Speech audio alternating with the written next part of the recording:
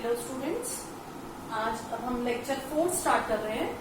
कल मैंने आप लोगों को लॉज सारे कंप्लीट करा दिए थे, ठीक है, और उसके न्यूमेरिकल हमने स्टार्ट किए थे, जिसमें से 2 न्यूमेरिकल हमने किए थे।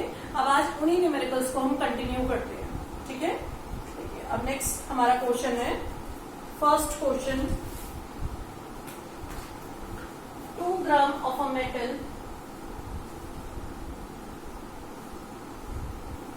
burned in oxygen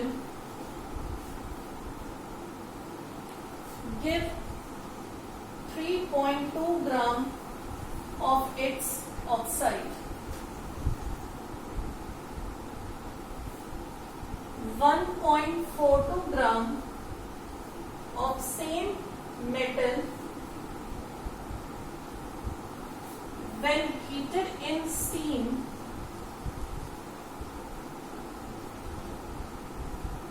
give 2.27 gram of oxide.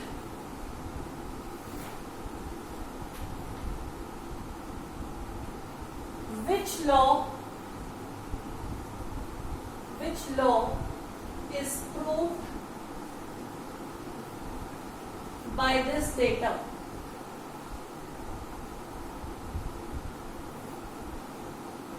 देखिए स्टूडेंट्स, आपको इसमें दिया हुआ है, पहले 2 ग्राम एक मेटल का लिया गया, उसे ऑक्सीजन के साथ बर्न किया तो उस मेटल का ऑक्साइड बन गया। कितने ग्राम? 3.2। फिर से वही मेटल लिया गया एक और एक्सपेरिमेंट में, इतने ग्राम, उसका भी कुछ एक्सपेरिमेंट किया गया और फिर से ऑक्साइड बन गया इतने ग्राम। ये कह रहे हैं यहाँ से कौन सा डेटा प्रूव हो रहा है, ठीक है। तो बच्चों आप क्या करिए, पहले आप लिखिए फर्स्ट केस में मेटल कितना है? 2 ग्राम। उस मेटल का ऑक्साइड, हमें फॉर्मूला नहीं पता, हम सिंपल लिख लेंगे MO, फॉर्मूला पता ही नहीं है, तो कितना है? 3.2 ग्राम। M इतना है, MO इतना है, तो ऑक्सीजन कितना हुआ? 3.2 माइनस 2.0, 1.2 ग्राम, ठीक है। अब परसेंटेज निकाल लो मेटल की। मेटल की परसेंटेज क्या होगी बच्चों? मेटल का वेट अपॉन टोटल इंटू 100। ऐसे निकालो परसेंटेज ऑफ ऑक्सीजन, ऑक्सीजन का वेट अपॉन टोटल इंटू 100। निकाल लिया। अब सेकेंड केस पे आओ। सेकेंड केस में मेटल है 1.42 ग्राम, मेटल ऑक्साइड बना 2.27 ग्राम। सब्ट्रैक्ट कर दो तो आ जाएगा ऑक्सीजन कितना बना। ऑक्सीजन कितना हो गया वहां पर?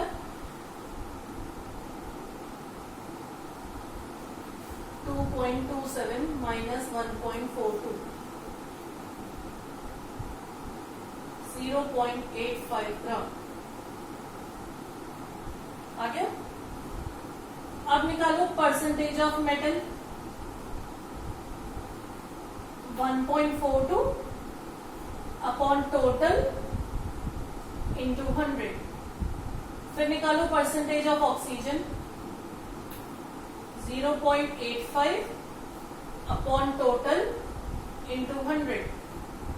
करिए आप कैलकुलेशन इसकी।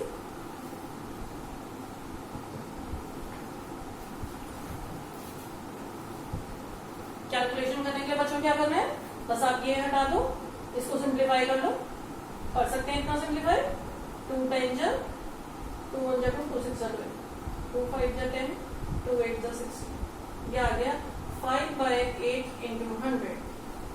इतना तो सभी बच्चे कर सकते हैं, ठीक है। अब कर लीजिए आगे सॉल्व। 500 डिवाइड बाय 8, ये आ जाएगा 62.5%।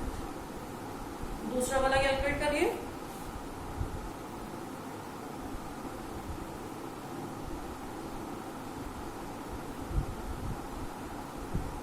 ये आ गया 37.5%, ठीक है। यहां पे भी कैलकुलेशन करिए। 1.42 डिवाइड बाय 2.27, ये आ जाएगा 60 1.42 डिवाइड बाय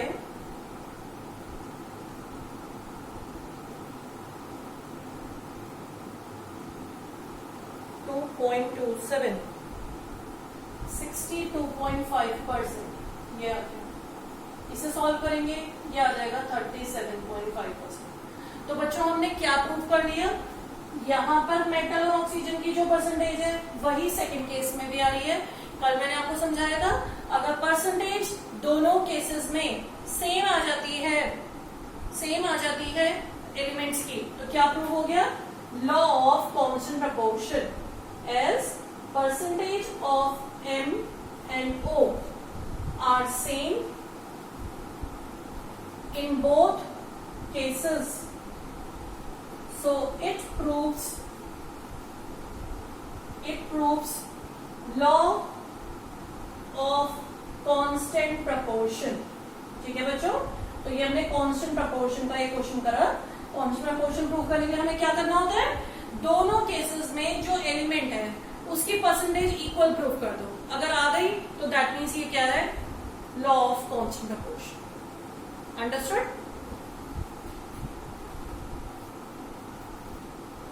अब बच्चों हम ये नेक्स्ट क्वेश्चन कर रहे हैं, फॉस्फोरस एंड क्लोरीन दो कंपाउंड बनाते हैं। पहले कंपाउंड में फॉस्फोरस की परसेंटेज ये है, क्लोरीन की ये है। सेकेंड कंपाउंड में देखिए, in second compound phosphorus is 14.88% and chlorine is 85.12%. Show that this data proves law of multiple proportion.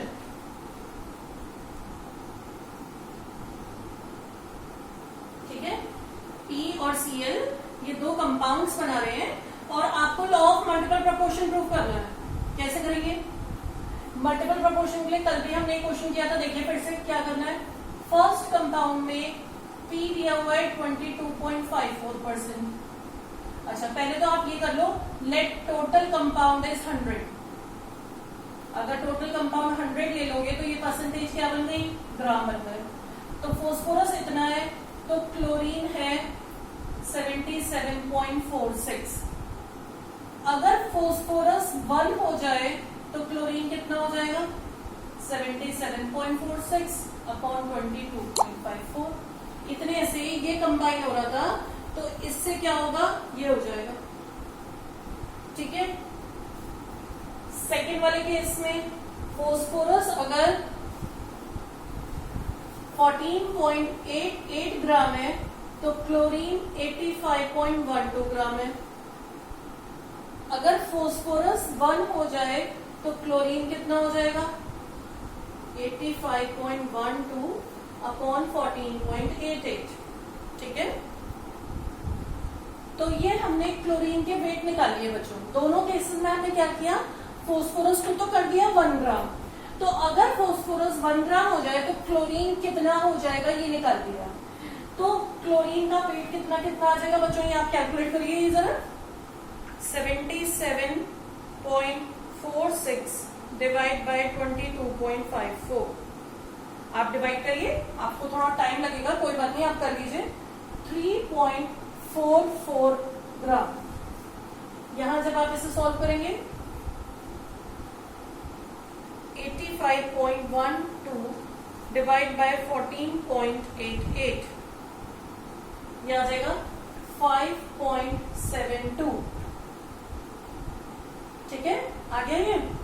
आप देखिए, अब weight of phosphorus is fixed, कर दिया फिक्स, तो रेशो किसका लेंगे, ratio of weight of chlorine, इसका और इसका रेशो लेंगे। 3.44 रेशो 5.72। अगर ये रेशो सिंपल रेशो आ जाता है बच्चों तो मल्टीपल प्रपोर्शन प्रूव हो गया। मल्टीपल प्रपोर्शन क्या है कि एक एलिमेंट का वेट फिक्स कर दो तो दूसरे एलिमेंट के वेट का रेशो एक सिंपल होल नंबर रेशो होना चाहिए।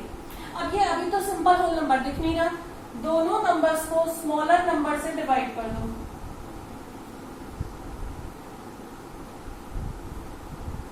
कर दो डिवाइड, ये तो आ गया 1, इसे डिवाइड करो, देखो क्या आता है 5.72 डिवाइड बाय 3.44, ये आ जाएगा बच्चों 1.66। ये होल नंबर में तो अभी भी नहीं आया। होल नंबर का मतलब क्या होता है 1:2, 2:3, ऐसा कोई रेशियो आ रहा। अब अभी भी होल नंबर में नहीं आया, तो क्या करेंगे बच्चों, जब डिवाइड करके भी होल नंबर में नहीं आता तो इन दोनों नंबर को किसी ऐसे नंबर से मल्टीप्लाई करो कि अब ये होल नंबर में चेंज हो जाए। तुम पहले सबसे छोटे नंबर से, पहले तुम इसे 2 से मल्टीप्लाई करके देखो। 2 से मल्टीप्लाई करोगे अगर तुम 1.66 को, तो क्या आएगा 3.32 आएगा, 3.32। अब ये तो होल नंबर नहीं आया फिर से। अब तुम मल्टीप्लाई करो 1.66 को 3 से, जब तुम इसे 3 से मल्टीप्लाई करोगे तो आ जाएगा 4.98। 4.98 को तुम अप्रोक्सीमेटली 5 ले सकते हो, पर 3.3 को तुम ना तो 3 ले सकते हो ना 4 ले सकते हो। समझ रहे हो मेरी बात? थोड़ा बहुत तो राउंडिंग ऑफ के बारे में आपको पता होगा, तो इसलिए हमें इसे 3 से मल्टीप्लाई करना पड़ा, तो इसे भी 3 से करेंगे, दोनों को करेंगे सेम नंबर से। तो अब ये क्या बन गया 3:5। अब ये आ गया सिंपल होल नंबर रेशियो। तो अब आप लास्ट में लिख देंगे as it is a simple whole number ratio, whole number ratio, so it proves law of multiple proportion. It proves law of multiple proportion. ठीक है ना? तो ये हमने multiple proportion प्रूव कर दिया। ओके